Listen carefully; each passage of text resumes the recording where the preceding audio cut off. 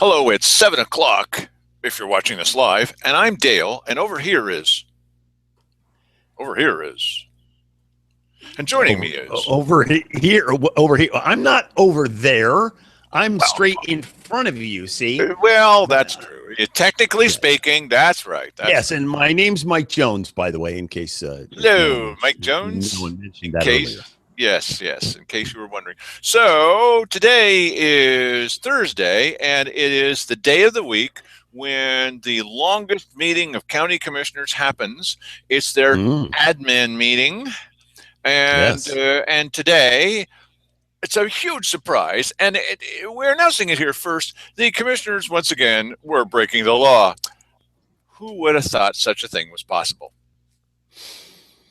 That's Um, not news, Mike. I'm not surprised by this stuff anymore. So if you're looking for like a stunned amazement from me, that's guess Ooh, again. stunned amazement. I like stunned amazement. And by the way, speaking of stunned amazement, I want to welcome some of our friends that are scheduled to be here with us tonight, not on the show, but watching the Mm, show as guests from other countries. Yes, it's true. yeah. Now, let me explain a little something about Josephine County. This is badcounty.com, but we're not talking about bad or twisted rivers. Well, they're not that twisty. And we're not talking about stunted and twisted trees. They're wonderful. We got birds and chipmunks and all kinds of things. With chipmunks, I don't know if you have those in your country, but we have them here, and they're pretty wonderful and friendly. They're friendly chipmunks. Yes. We just have what the capital of our state, a state's very much like a province for you, Oh, the for capital of our crying out state loud. calls a bad county because we're the most corrupt county.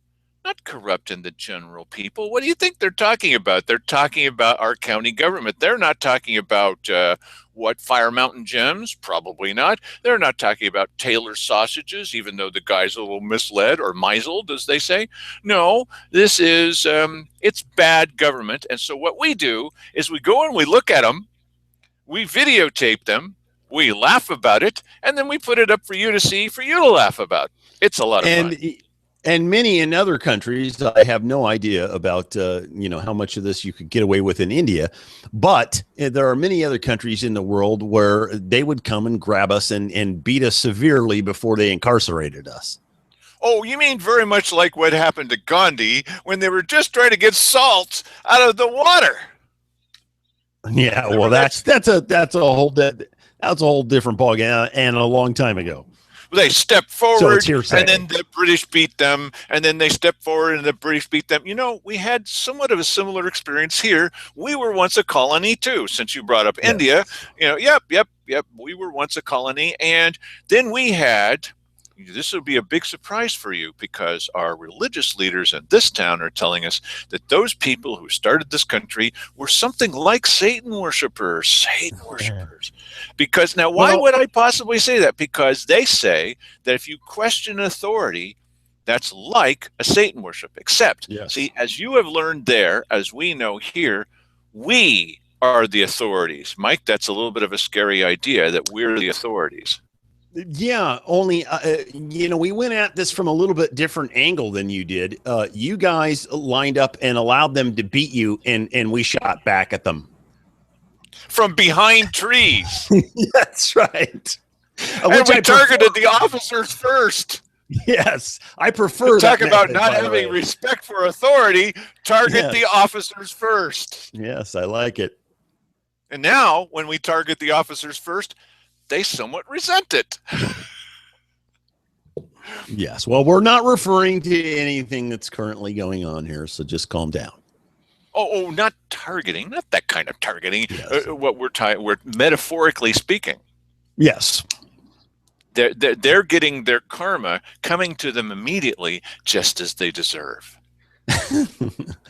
So what happened today, Dale? Well, Today, let me tell you, Thursday's but a big day normally.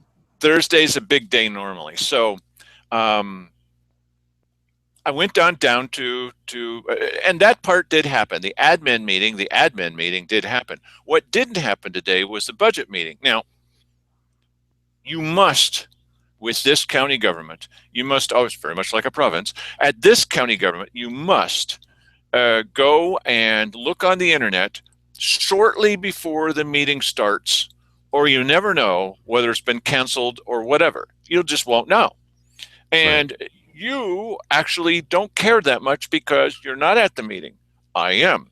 I go to all the meetings. If I'm not there, they actually remark, "Oh, Dale doesn't seem to be here." Oh, thank God. All right, stir. But I'm there so that you can see what's happening. And so when it doesn't happen, I go and I sit out in the hallway on hard benches. It's terrible. It's such a life, it's such a Yes. sacrifice on my How part. dare they? How dare they provide you with unpadded benches from which to sit on? I really carry very little padding of my own, as you know, Yes. if you've seen me. And so I'm usually sitting out there 15 to 20 minutes ahead of time, so I'm sure to get a good seat. I'm usually the Yes. only person in the audience. And so this time I went on down to the budget session when it was supposed to happen. Now you look online and it says there's a meeting in the morning, 2.5 hours. Thanks a lot, everybody, really. 2.5 hours for the admin meeting, admin workshop, where you're not allowed to speak. Then supposedly half an hour to an hour for the general discussion, which this time actually had an item listed. That's incredible. They many times just break the law because they're supposed to tell us what they're going to talk about. So we can go and sit quietly with our hands folded politely and listen to them blather on for an hour. Okay. Mm. Or say super intelligent things, depending on your political point of view and which way you're voting on the levy. And then 2.5 hours generally for the budget meeting. So I go shortly before, I go on the online, I go do the Google shortly before the meeting that's supposed to happen at 2, Mm. and I see that that one's been canceled. And so it's only the admin meeting and the budget meeting. Well, okay. I mean, it's always nice to know before you get in your car and drive all the way over there and sit on the hard bench waiting. And so I didn't go to that general discussion. Instead, oh, this is a fascinating show tonight, Marge. You just got to come and see these guys. They're Yeah. scintillating. Instead, I go and I stand in front of the door at the and basket. All right, all right, all right. And I'm waiting for that. Well, it turns out that I think it was probably Terry Wharton, my favorite pill, the person that's hardest to get along with, harder than Cheryl Walker. But Wow. yeah, but she's a secretary, and probably her. She just took the wrong one off the list. And so instead, they did have the general discussion. It was a small item anyway. And there was no budget meeting today. It was misposted. Now you go back now, and it's perfectly fine. So what are they going to do? Are they just kicking it forward to next Thursday or what? Yeah, they're either going to kick it forward to next Thursday because on Tuesday will be the election, of course, and I'll bring up a slightly different video, little still here for you, or it'll be on the no, wrong one. That's Lisa Shipley acting bad. Okay, or they will have it on the 28th. They don't know which one yet. One of them gives Okay. them more time to prepare, depending on the results of the election, and the other doesn't.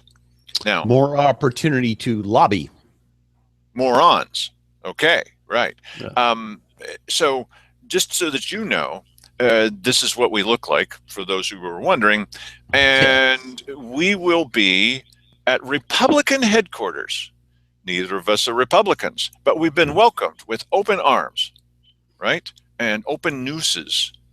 A Republican headquarters across the street from the county courthouse Yep. on Tuesday night, and we will start the show 1 hour later than usual. We'll start it live at 8 o'clock because Art Harvey, the Puxatawny Phil of Grants Pass, Oregon, will pop his head out of the hole at 8 o'clock and tell us what the election results were. Mm-hmm. So there is a challenge with a fellow such as Art Harvey because this time he's counting the votes. Next time he'll be counting his own votes. Isn't that lovely? And there's not a lot of love lost between Art Harvey and the populace. He says that those who question government, that may be some of you, it's certainly a couple of us, that we're morons for questioning government. I assume that's what he means. So he's a lovely fellow, and he matches quite nicely with Terry Wharton, who is a secretary for the county commissioners, and matches perfectly with Connie Roach and Cheryl Walker. So it's a wonderful team of people who just hate us. Me in particular, but all of you as well. So congratulations, everybody. This is just one of the side benefits of the job, that the bad guys hate us. I'll take that. Okay. All right. All right, then. Good night, everybody. Yes. Okay. All right. So let me tell you about some of the other things that happened. So I've got some challenging news, potentially bad news, but we're going to hold off on making final judgments about anything, because Final Judgment Day is not really up to us. It's up to Mark Goins of the River Valley. No, it's not up to Mark Goins. It's up to our boss. Okay. So I went quarter till, 20 minutes till today's meeting at 9 a.m., the admin meeting. And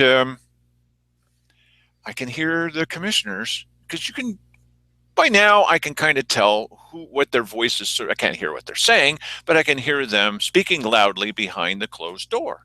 And I thought, well, this is fairly typical. I mean, there are many times when they're talking about county business. I don't know. They could be talking about daffodils, Mike. Now, stop it. They do an awful lot of talking about daffodils in this county. They're not allowed. Mike, why are they not allowed to talk about county business without the public there? Why? Because it's against the law. That's one reason. And they did take an oath of office. Ed just said, I agree that I'm going to follow the Constitution of the United States and also the state of Oregon. They agreed that they would not do that. Now, why would we have such a law? Mike, please. Because the business of the county is to be done in front of the witness of people, if they so choose to show up. Right. Well, at least we get the opportunity to. At least we get the. My mouse is jumped ship. At least we get the opportunity to see what they're up to.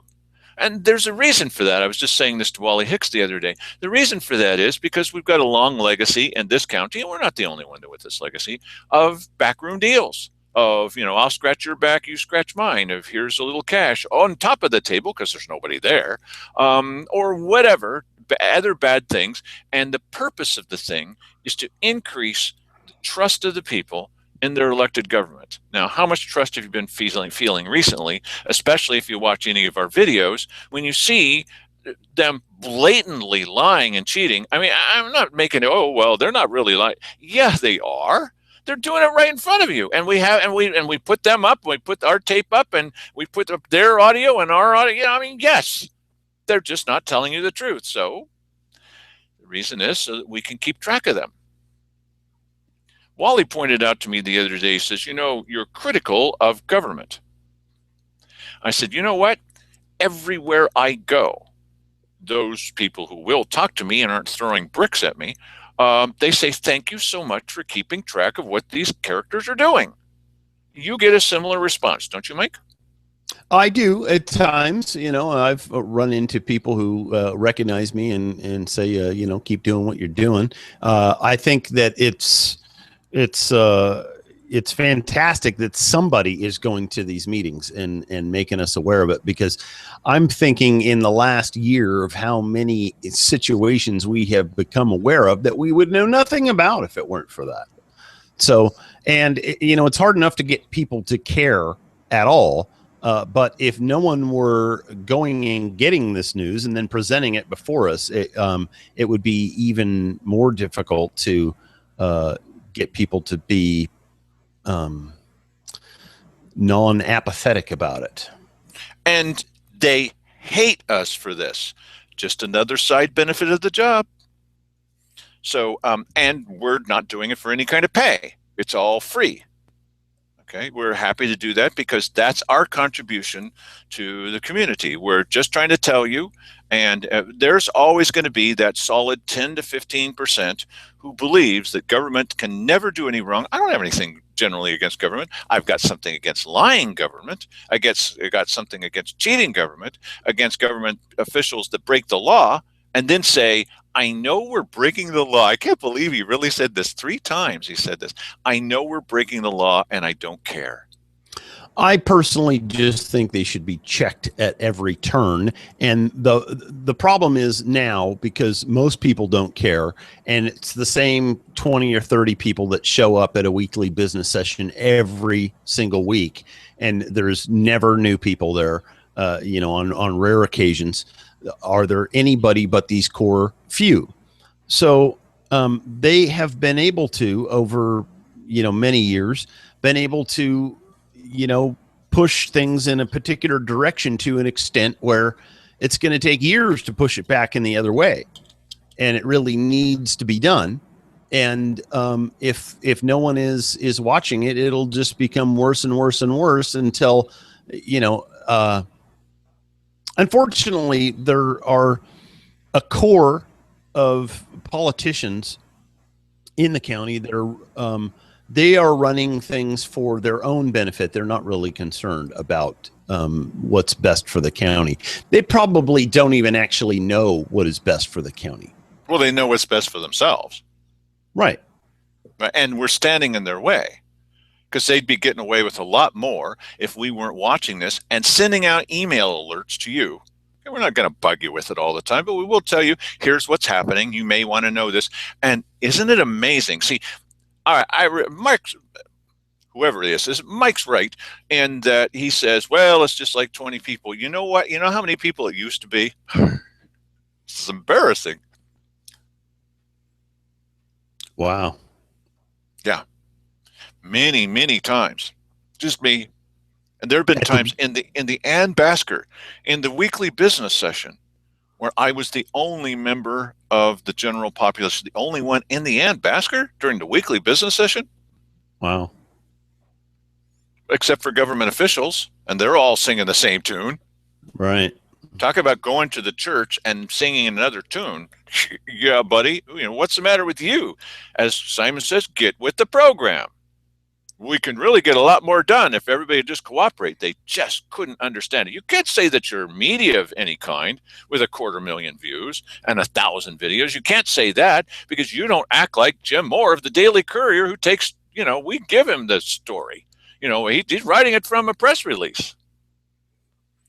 But now we've got somebody like Melissa McRobbie, who reports about law enforcement, and we've got somebody like Jeff Duell, who did a pretty nice job of reporting very, very late, Jeff, but you did report it, what happened with Mark Goins and the River Valley Church. Now, they were half a month behind us, but we've been telling you we're at the cutting edge, the bleeding edge sometimes of the news. So, and we'll be truthful. We'll tell you when we screw up. Now, that hasn't happened too many times, but every once in a while, we're going to make some kind of little error, at least Mike is. And so, I encourage him to confess it. Yes. Okay.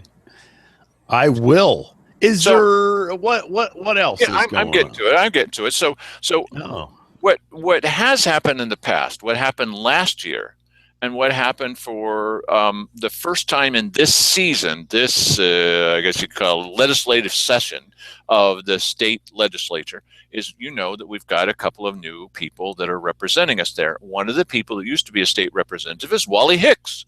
We now have him here, and he replaced Steve Rich. And so he used to be our state representative. And so a lot of people, including me personally, and Mike, we've put our faith in Wally Hicks cleaning this place up as a legal counsel, and at the very, very bottom least, advising the commissioners, don't break the law. Not, here's a smart decision to make, not his job. They won't listen to us. But at the very least, if you see them breaking the law, you will say every time, you are breaking the law. Hey, that's a start. So what happened with the legislative update, and this is the Chamber of Commerce generally sets this up. They come and they sit in the little back room at 8:30 for half an hour with the commissioners, and they dial up our representatives, Herman Bertschiger, and Carl Wilson's usually not there, but Herman Bertschiger and maybe some other person, and they talk about what's happening in Salem. It can be very, very interesting. Sometimes a little boring, but usually interesting. And Simon's usually the only one that has much to say to him because he keeps track of this, and the others act like they're there. And Keith acts like he's in the room and paying attention, but he often doesn't know what they're saying. It's obvious, but that's okay. That's just who he is. We'll put up with that for another year. And then after the first meeting, I went, as I always have, and it was the camera, and then you can see what's happening. Have you noticed that you're not seeing in those legislative updates, even if you're interested? That's because in the second meeting of this legislative season, Keith Eck stopped me before I could walk in the door, and he says, "You're not invited. This is a private meeting." Okay, if there's only going to be one commissioner, actually, they can talk about county business all they want to. He can talk to himself, or he can talk to the Chamber of Commerce people, or he can talk to our elected representatives. I don't know why they want to exclude you, okay, because some of it's boring for me, but I'm there with the camera, and then you get to see what these guys are saying, and they're talking about some pretty interesting things. What's the future of marijuana legislation in this area? Mark Seligman, I know you're going to want to hear that. And what's the future of gun control? Yeah, so you're either interested in marijuana or guns, or maybe sometimes both. And then there's other things that are affecting us in this area. I want to hear from my legislative people what the heck's going on. So he stopped me and says, "Well, you're not invited to hear." And I said, "Really?" So I talked with Colleen Martin later, and I said, "What's up with you don't want people to hear what they say? You know, I realize you're setting this up with the commissioner, but can't we hear?" "Well, she talked with her people at the Chamber of Commerce, and they decided, no, we don't want those awful people listening to this." "Really? Chamber of Commerce? Now, why would you feel that way?" Well, yeah, but I think you're talking to the wrong party there, because I don't think it's they don't have a right to say whether or not you can be there or not, because number one, they're in our building, and number two, it's if there's a quorum in there, it's out of their hands, If isn't there's it? a quorum, that's right. But Right. only if there's a quorum. Now, I don't know why they would want to keep us out anyway. I mean, what's the spirit of this thing? I mean, there are servants, are public servants, right? And the Chamber of Commerce, bunch of nice people? Well, apparently not, because they'd really prefer that we buy out while they have their secret meeting with our representatives. Secret meeting. No minutes. Don't know what they're talking about. We'd like to know. We're not invited. Not anymore. Not just because it's me. They just don't want people. Really? You're going to keep this information secret? Really, Colleen? Really? Okay, so this time they did have a quorum. Oh, really? Now, what does the law say, Mike Jones, about when commissioners get together and there's a quorum and they talk about county business? Then it has to be public. It has to be noticed so that people can attend. You have to notify everybody, including the press, so that they've got time to show up. You can't just notice it 5 minutes ahead of time. You have to keep minutes of the meeting so that others who could not be there or are not watching our tape can find out what was discussed. You have to have an agenda if there is any kind of agenda, and they've been breaking this law all the time. We'd like to know what it is that they are going to talk about so that we can prepare for it. I think they should give us documents ahead of time so we'll be prepared, but they typically just don't want to do that. They just don't want to. So let me ask you: have they ever had minutes there from a legislative update meeting? Has there I ever believe been a recording on the? Yeah, I believe so. When there was a quorum, Mm. they're not required to do so. I think they should anyway. I mean, that's the kind of commissioner I would be. But no, they're not required to unless there's a quorum. But when there's a quorum and they're talking about county business, they can get together today in a quorum and talk about raising roses. No problem. They can talk about it for the whole day, and they don't have to take minutes or notify anybody. But as soon as they start talking about county business, if this county was in the business of raising roses, they've got to keep notes, tell people about it. Or the easiest thing, it's easy, not to break the law. Just when the other person says, well, I think I'd like to come, you say, sorry, either you have to leave or I have to leave because we haven't noticed the people. We haven't told them. We're not going to keep any notes, and we're not going to let the people into our meeting. So otherwise, they're having a secret meeting. It's against the law. It's the simplest thing in the world. Just don't do that. That's all. That's all. Just don't do it. Talk all the secrecy you want to. I think it's despicable, but you go ahead and be despicable. That's okay, in my personal opinion. But as soon as you have a quorum, you must allow in the public. So when the door opened, there was Wally Hicks in there with him. He's our county legal counsel. And when he walked out, I could already tell that there was a quorum, but I said, Wally, was there a quorum in this meeting? Yes, there was. And I said, Wally, he's walking by me down the hallway. I said, Wally. Now there's people in the hallway, and they're like, who's this guy is talking to? Wally Hicks. And I said, Wally, it's against the law for them to have a quorum and talk about county business. So he comes and he sits down next to me. I said, you know that it's against the law. It's easy. I mean, we can read English. We know that's against the law. Why are you in there with them? It makes it look like it's legitimate if our county legal counsel is in there when they're breaking the law. Well, what's your beef? What's my beef? Wally. I like Wally. I want to like Wally. I really want to. And I come from a physics background and journalism, a dual major, and it's bad for someone in science to want something to be the result because now you're really in dangerous territory. But I admit it, I like this guy. I think he's a breath of fresh air, and I want to support this guy. The best way to deal with this kind of thing is to keep supporting him to do the right thing, which is what I tried to do since he was sitting next to me right there. He's been very helpful to us in many ways, and we put a lot of hope in him. He's elected. He's the only elected legal counsel in the whole state. So I said, Wally, it's against the law. Well, the door was open. I mean, the door was unlocked. It was just closed. Mike, what do you think about that? The door was unlocked, but it was closed. Yeah, but from what I gleaned from all of this, that really isn't the point. There was no notice. And there was no, no minutes kept. No minutes. Yeah, no notes. Right. So nobody knew it was happening. And I said, Wally, I'm not going to go up and down the hallway trying every door. If you want us in there, well, it was open at the beginning, and then it was a little noisy, and we closed it. In my personal opinion, I've seen the commissioners do that. And they say, Dale, can you close that door? I never do that. I don't want to close that door. Now, if they want to come and close the door, then it's on their head. Okay, maybe that's a little tough of me. I understand it can be a little noisy out in the hallway. But you think I'm going to get up and go close the door on an open meeting? Me? I don't think so. I'll put up with the noise, even though it affects our audio. And it affects your ability to hear. So we had a discussion right there in the hallway. And he says, well, what's your beef? That it wasn't noticed? I said, Wally, it's just simply the law. That's all. It's an easy law to follow. So don't go do that kind of stuff. I'm disappointed in you. And he looked kind of, stricken. And I said, Wally, I want to believe in you, but when you do this kind of stuff, it's really difficult. Don't do that. You're a good guy. You're one of the good guys. We, almost all of us, I think all of us believe that.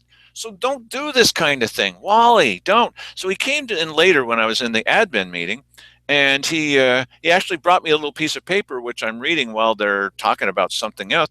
And it was a notice, it was part of the law saying that the Chamber of Commerce can meet. Chamber of Commerce, any Chamber of Commerce can meet without the Open Public Meeting Law. And technically, yes, this was a Chamber of Commerce meeting. But it doesn't matter if it's a child's birthday party.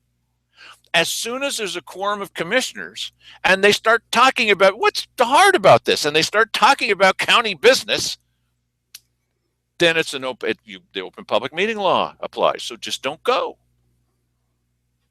And this also goes doubly for Keith Heck, who stays in his office sometimes. You've seen the video. You've all seen the video of Keith standing on the threshold of his door saying, see, I'm not in the room.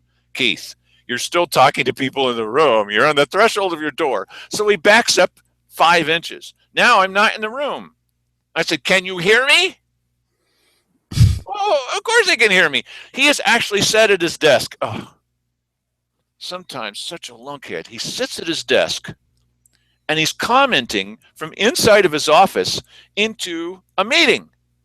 Well, buddy, that is not a single commissioner listening to stuff. That's the other commissioner listening and making comments. This is where the guy is. He's participating in the meeting from deep inside of his office. Well, see, I'm not there. Keith, we can hear you and you can hear us. You're participating in the meeting. What do you think is the most important thing here? And it doesn't matter if they're listening. The law is very, you can go look it up. Don't believe me. Well, yes, please do believe me. But go look it up and it'll say it doesn't matter whether or not it leads to a decision. What matters is you're gathering information. And if you're going to gather information as a quorum that could possibly lead to a decision, you must have the people there. Wally was in the meeting. Wally, don't do that anymore. He says, well, what do you want me to do? And I said, Wally, every single time they break the law, I want you to say something. I do. Every time. But only when they break it. You know, we don't have to comment every time a politician makes a dumb decision. Jeez, we'd be talking all the time. Couldn't shut me up. Can't do it now. But whenever they break the law, we're going to say something, and they need to know it's not just Mike Jones, it's not just Dale Matthews, it's not just some of the other 20 people.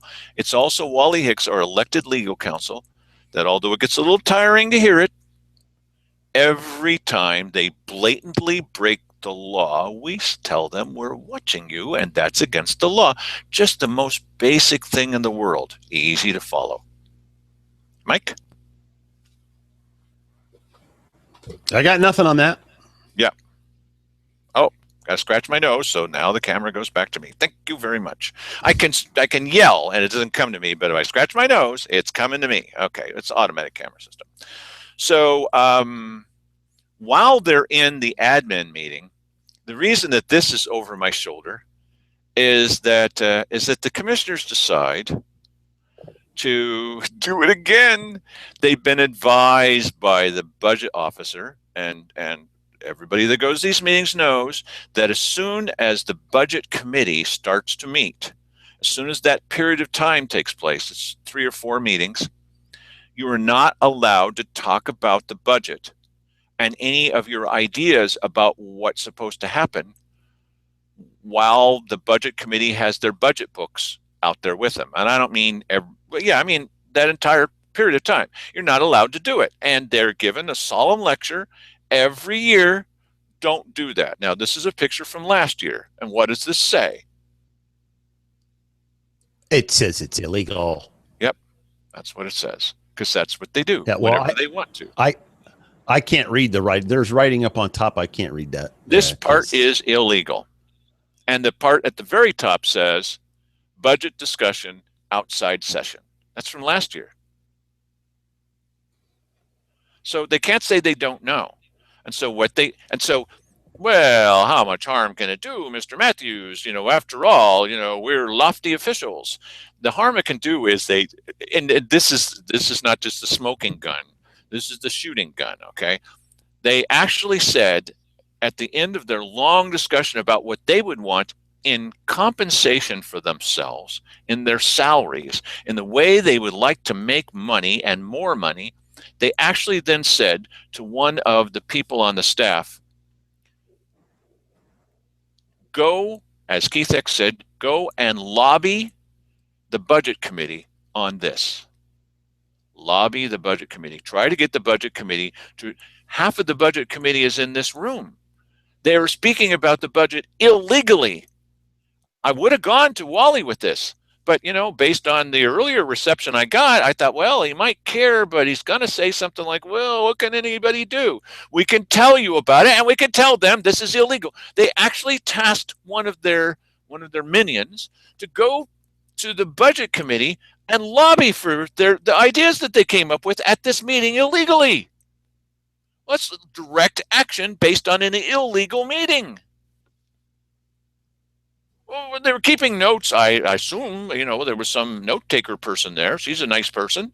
Okay, the only really nice person there in that room, probably including me, but still, they're not allowed to do that.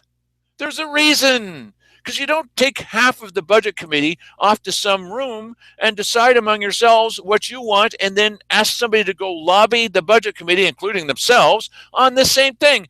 It's a blatant. Don't get me started, Mike. Okay. Okay, so and one other thing that came up during this I thought was pretty interesting, and then we've got a nice little roll in for you from the budget committee. We're going to go back to that, but one other thing that happened I thought was kind of interesting is Simon Hare, and you notice these aren't the tiny details because there was like a dozen things that were kind of interesting during this meeting. I mean, actually interesting. But one of the things that Simon Hare is finding is he's now finding what it's like to deal with Keith Heck when Keith Heck does not want to deal with the subject. We've seen a lot of that. Okay. And so you say, what? Why? Because I said so. But I mean, there's logic because I said so. Well, wait a minute, and so, or you say, well, what's the answer to this? Well, you already know the answer, so why am I even bothering to talk to you about it? Hey, because you're an elected official, you're a public servant, and we're asking you a question. No, you've already made up your mind. He's actually said when people were out in the audience, I don't just mean me and Mike, but others in the audience, he says, the commissioners had absolutely nothing to do with, and we know this is untrue because you've seen the video, nothing to do with this levy. And you got people in the audience that are going, oh, brother, ugh. And he says, well, I can see you don't believe me, so I'm not even going to talk about that anymore. Actually, that's a pretty good start. But he just throws it in and says, okay, if you're not going to listen to me or you're not going to believe me, I'm just not going to talk to you.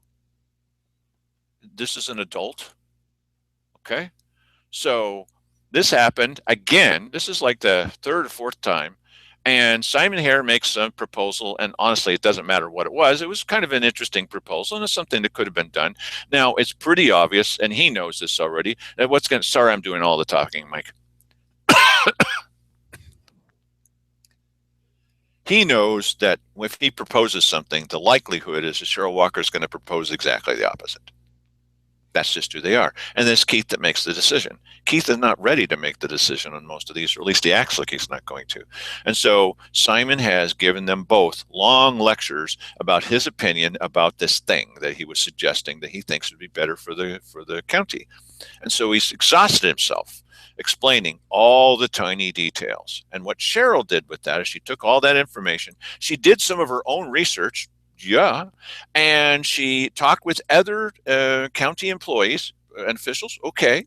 And she came back with 11 reasons why she thinks it's a bad idea. Keith, on the other hand, apparently has done none of that, but he says, well, I need more information. And so Simon's a little bit PO'd and he says, well, what more information do you need? I've told you everything I know. Well, I need more information. He says, yes. What is it that you need? Well, more. I can't give you any more. That's all that there is. And she did this, and she goes into a thing all over again about the research she's done. And Keith is like, well, and Simon finally says, I'm recognizing the pattern here. I'm paraphrasing.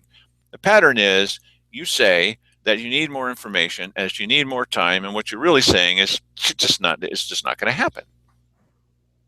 So Keith gets real huffy about, well, if that's your attitude, then I guess that's the end of it and we won't be doing it. What? Really? So he tries to mend this. Well, wait a minute. Well, no, you already said, you know what I'm thinking, and you know what, and since you know what I'm thinking, and well, then that's it. I'm just not going to do anything. Simon says, well, finally says something like, I kind of figured that all along. Well, you said it, and it's your fault. No. It's very much like, when I was involved with all kinds of other businesses, and you go and you tell somebody about an idea, and they might say, that's pretty interesting. I might need a little more time to think about that. Not a problem. But when they say, well, could you put that in writing and send that to me in a letter? I know what that means. Every single time, in my experience, that means we're not interested. And that letter is going to go into a file that will never even open the letter. That's been my experience. Maybe yours has been different. But anytime someone says, well, Mr. Matthews, why don't you put that in writing and send it to us one of these days kind of attitude. Okay. I said, thank you very much for your time. Well, you're going to send it to us? And I said, I've just gotten to the point now where I'm saying, I don't think so. Generally, I've found if you're not a little bit enthusiastic about it from the very beginning, you're not going to be. Maybe I'm unreasonable. Mike, what do you think? Am I unreasonable? I have no opinion on that. Thank you for that hearty endorsement. It's been similar experience to me as well. Okay, so now we have the highlight of tonight's show. Now imagine that you're going to a church. Oh, wait a minute, that's another scenario. But imagine you're going to a church, you're walking in, you're thinking you're going to hear about the life of our Lord and Savior, and instead they show you a commercial extolling the virtues of listening to all authority, implying that, saying straight out that those who question authority are just like Satan worshipers, which then kind of throws all of our founding fathers into a big hat full of Satan worshipers because they questioned authority, the ultimate authority at that time on the earth. And then now we're going to show you a video about authorities telling you what you really need to do. And then afterwards, come on up here and we will explain the life of Jesus. No, about why you need to vote for the levy. Okay, so that's if you go to church. Now imagine that you're on the budget committee, right? And you actually show up for a meeting. And you got people coming in, department heads, they're telling you about the budget. And so Diane Hoover comes in from health, and she lays out numbers, charts and graphs and numbers, tells you a little bit about what they're doing with the pets and the WIC and all the rest of the stuff. But mostly it's charts and graphs and numbers. And if you cut back on here, here's what will happen. Isn't this what you want to know as a budget committee member? I would think so. And if you're going to give me a long blab like they did in years past, this is a picture of a dead drug dog. I don't want to see a picture of a dead drug dog. This is the budget committee. Talk to me about your budget. What can you afford? What can't you afford? So this is Lisa Shipley had this video made because she was the one that we caught her in public testimony with these guys. And she's and here she is. Wait a second. Oh, that's the mouse jumped ship. Here she is. And look how happy these two commissioners are. They're just chortling with joy. And this is Lisa Shipley at that meeting. And she's explaining to them about her public outreach program.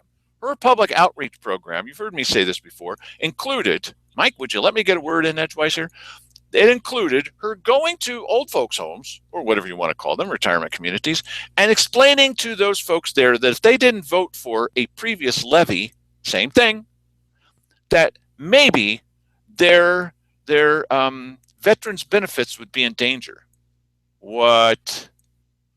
These are people who many times their husbands or themselves almost sacrificed their life, and their buddies did, for this country, and you're telling them this lie that maybe the Veterans Service Office will have to close. She's telling them this, and they're laughing about it. They're happy to hear this. They gave her a raise. But she got in a lot of trouble at the time because guess who told everybody about this despicable thing that she was doing? Well, but Dale, she's helping the veterans get yeah, but then she's taking advantage of them, and she's lying to them. How do they feel about that? Some of them are still going to love her. 10%, 15%, cool, more. So she made a video. She had a video made, and she had that made a couple of years ago. And so at this year's budget committee, now you just watch this and you see if this looks like it has anything to do with the budget, or does it look, as Mike had meant, like a long commercial just for Lisa Shipley. Go ahead and play that, would you please, Mike? If you have high blood sugar, be careful when you're watching this. Sometimes the process for helping veterans in their transition from either active duty or post-deployment is somewhat confusing. I spent 20 2 years, retired from the Navy, served 3 tours, and in 2 of the wars did have some injuries that I needed help with. Lisa was able to work through the process and help me understand a little better how the process works. That's one She mention was of her able to name. help me provide the information that I needed for her to be able to support my claim. So she helped me through the disability process. She also helped me understand the GI Bill and the post 9/11 GI Bill, which I am currently taking advantage of. The benefit of that is one, being able to utilize one of the educational benefits from my service. Part of that process is being able to work at a veteran service office. It's what they call work study. It's a job that I can work very flexible hours. It's a benefit that I'm very grateful to have. Okay. Very, very much, because they've helped me through all of the paperwork, and they've helped me with the idea of someone to ask questions of. And I think without them, I've been lost. Okay, that's cool. It's giving them a place to go to find out the answers and who to go to see and where. We have to have this office because of the lack of knowledge that veterans have on what they earned, how to get help, both mentally and physically. With Lisa's help That's two and mentions of her others' name. help, this office, I was directed to where I had what I had earned. I was taught what I had. This is the knowledge that this office gives to veterans, because when you leave the service, you do not get this knowledge at all. When I came back home from Vietnam, I stayed and wandered around up in the mountains cutting firewood. Lisa 3. stepped up, volunteered to fill the spot, and damn it, she had done an excellent job. We were able to live a decent life, both mentally and physically, not worry too much about income. Well, because of her in this office, it has put my wife through 6 years of college, which I would not have been able to do if I didn't have the knowledge that Lisa said, yes, she can go to school and she can get, and this December she graduates after 6+ years. This office has allowed me to get mental health and not worry about money. But that's why this is so important. First of all, I'm a retired Master Sergeant from the Marine Corps, and I was badly injured in Vietnam, not in combat, just an injury associated with my occupation in military police. As a result of that, after years went by, I had a serious problem with walking. After I had an operation that was supported by the Veterans Office here, Lisa, I couldn't walk. Lisa would come to the house in the city and gave me support that I needed. I realized that this support also is due to the county commissioners here and the county services in this office. And I appreciate their help immensely with establishing this office and taking it from a rundown office building out in the other side of town into a suitable professional setting that it is today. The Open one day a expansion has week. helped service many veterans in this area. Miss Shipley runs a very professional office. 6. I've been able, as a result of this, to continue many of my pastimes. My favorite is fishing. Before, I could probably not walk for much longer. Again, thanks to this office, I've regained my balance, so to speak, and I can maintain my own home and in the city and do the activities that are necessary. So again, I thank you very much for your assistance, and I recognize the need for all veterans in this area to have a place where they can get financial and professional help that really provides them the care that they need and the care that they were. My husband was a Green Beret in Vietnam. He went over from high school into the service. And in Vietnam, he was a Tamil rat. He come out of the service, and I met him. We were married for 26 years. Well, into the early part of our marriage, he had a very bad heart attack. He almost died then, but he was given 5 years to live. He lived 16 years. When he passed away, I went from an income of $4,000 down to $1,000. My house payment was $900, so I had very little to live on. I was very, very poor. I was advised to come down to the Veterans Office and talk to Lisa. And she's very, very sweet, very kind, very knowledgeable. This office is very neat, and it's a good place to go. We talked for a while. We filled out some forms.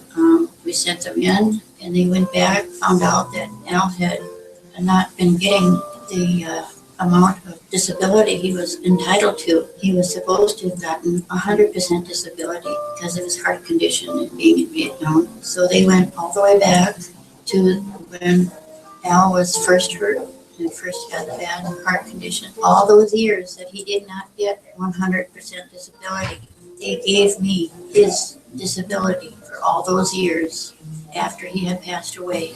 And because of this office and Lisa and all the people down here that work so hard for us, I got a phone call from my banker Monday morning, and they asked me, "Did you find out anything from your checking account over the weekend?" And I said, "No." And they said, "Well, you better check it because there's an addition of $175,000 that has been entered into your checking account because of the veterans. God bless the veterans." That's cool. I have one question for you. Are you ready to join the ranks of the world's greatest airmen?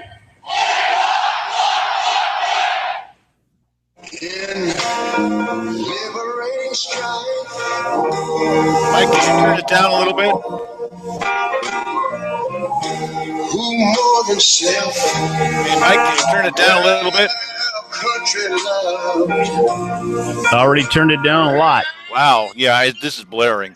Okay, now, these poor old dears, boy, they really got a lot out of this deal. Now, of course, these people are paid to do so. The office is only open 1 day a week, and they're still able to look how many people were affected by this, which is great. But I want you to think about this. Imagine this was Dave Daniel, and he's coming in, and he's playing back. Well, let's watch that, though, okay? And in the background. And he's playing a video where he's mentioned by name, and him,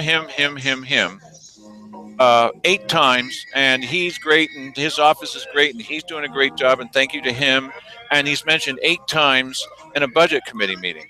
That's not a budget committee meeting presentation. That's a personal commercial. I'm so glad they're helping them, and I just wish they hadn't deceived them. Okay, I see you. That would be great. It would be great if they weren't deceiving them. And these people, do you think that they're going to gripe about the fact that Lisa Shipley told them a lie? That she told them that if they didn't vote for the levy, that maybe they wouldn't get these wonderful things? No wonder the guy's saying thanks to the county commissioners. She was actually handing out the county commissioners' cards to everybody walking in the door and saying check with them to talk about the levy. At the Veteran Service Office? Well, they know from where the butter for their bread comes. I think it's awful. Okay, and this kind of self-promotion, it's a commercial for Lisa Shipley. Yeah. I think she should have been fired as soon as she sat in front of these guys, and they're laughing about it. But instead, they should have said, "Lisa, that's terrible. Don't do that." What did they do instead? Did they punish her? Did they say, "Lisa, that's not the right thing to do. Don't take advantage of those poor dears. Don't be your public outreach program is going out telling people to vote for the levy. That's not a public outreach program. That's a scam." No, they gave her a raise. That's the county that you live in.